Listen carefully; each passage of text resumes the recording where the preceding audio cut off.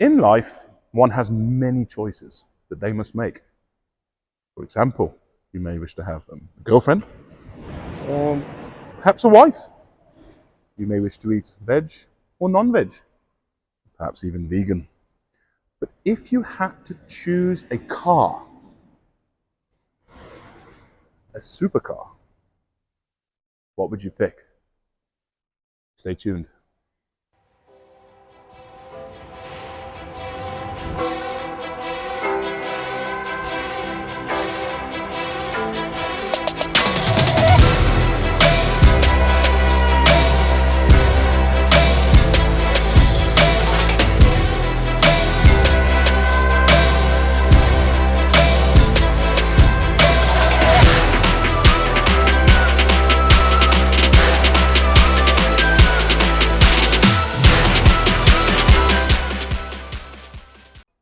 The first thing that pops to mind when you talk about supercars, or perhaps or arguably the best or most pedigreed brand in the world, has to be Ferrari. Now, in this particular car's case, it's really a rare privilege, especially in India of all places, to see one of these. And the reason for that, in short, is that you need to have northwards of $1.3 million.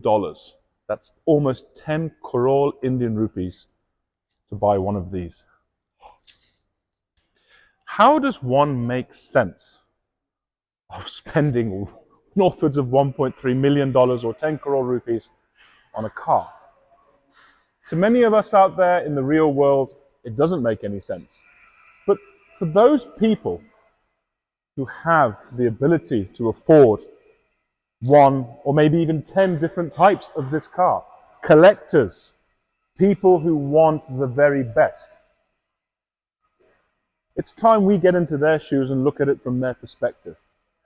So here are a few annoying things we can tell you about this Ferrari and some very positive things we can tell you about this Ferrari.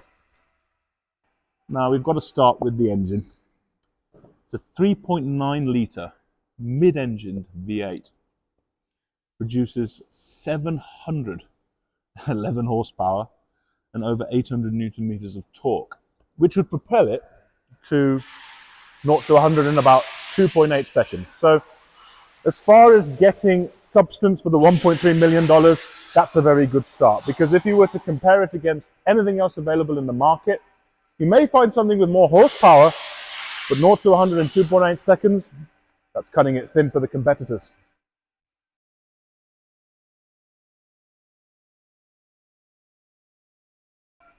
Now this is the 488 Pista Spider Atelier Edition. Sorry, I can't pronounce it, I'm not Italian. But what that basically means is Ferrari have this special studio in which their clients can come and make their Ferrari even more unique and molded to their personality. So, or so they say. So really, to justify again to the $1.3 million, it's the design of the Ferrari that really captures the moment for people. And admittedly, you have to think when you look at it, it's absolutely breathtaking. And when it comes to design and the odd pasta here and there, I don't think you can beat the Italians for it. There are two good things about using carbon fiber. The first thing is it's extremely light. And this car is no exception. It's pretty much made of carbon fiber.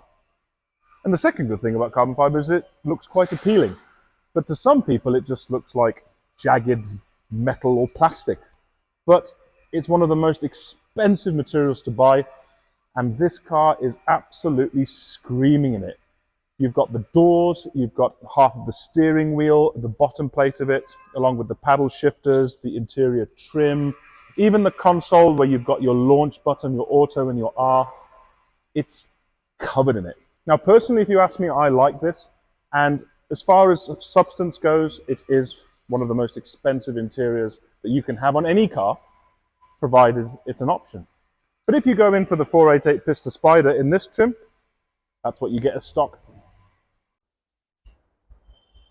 Here's an interesting fact.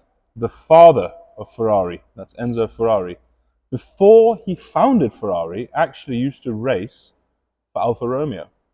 And this is pre-1947. And this badge was actually on his car at that time. And after founding Ferrari, you find them on a Ferrari.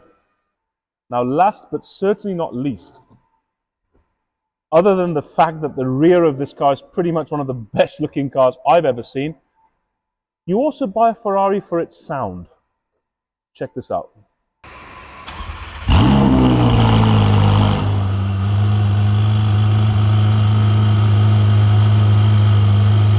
12 seconds later.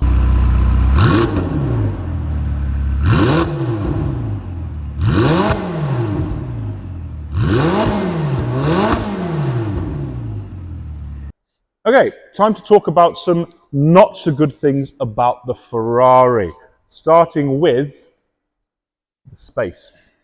Now, no offense or no stereotypical nonsense intended, you need to be borderline midget to get in that. Here you are for some fun.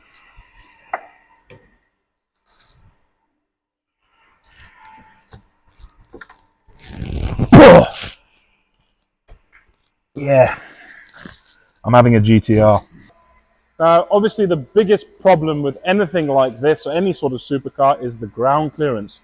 Now, some credit has to be given to Ferrari. They haven't done a bad job when it comes to the 488, nor the 458s for that matter, if you go for the lifting mechanism, which puts the nose, or pinches the nose up high. So, to give you an idea, there's about 3-finger gap there, all right? If we move over to a 520D, which I've got to my right, it's about 4.5 fingers. And on the other spectrum, if we go over to the GTR, and we have a quick look,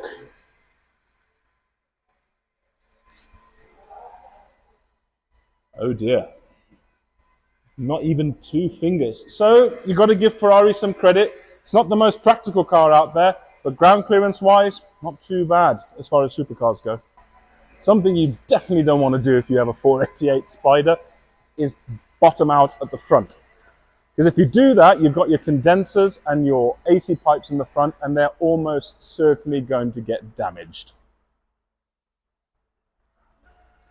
Carbon ceramic brakes. Best in the business, most expensive in the business, and the best braking power if you're on track. If you're not on track, however, these discs require optimum heat and temperature to actually grip properly. So they're designed in a way where it reduces temperature quicker, which gives you better braking efficiency. That, coupled with the fact that if you had to change these, you're looking at about 4 to 5 lakhs per disc minimum with a company like us, and maybe double of that at Ferrari. And the brake pads will set you back a cool 2-3 lakhs as well for the entire set. So chances are you've got the money to spend if you own one of these, but that's a top tip if you're buying another car and you have the option of doing, say, a cast iron over a carbon ceramic. Thank you for watching, and if you'd like to see more interesting, exciting and vibrant content, please head over to our YouTube channel and hit that subscribe button. If there's any information or perhaps reviews that you'd like us to do, please don't forget to write to us in the comment section on our YouTube channel or directly message me, and we'll be sure to try and get back with some interesting content.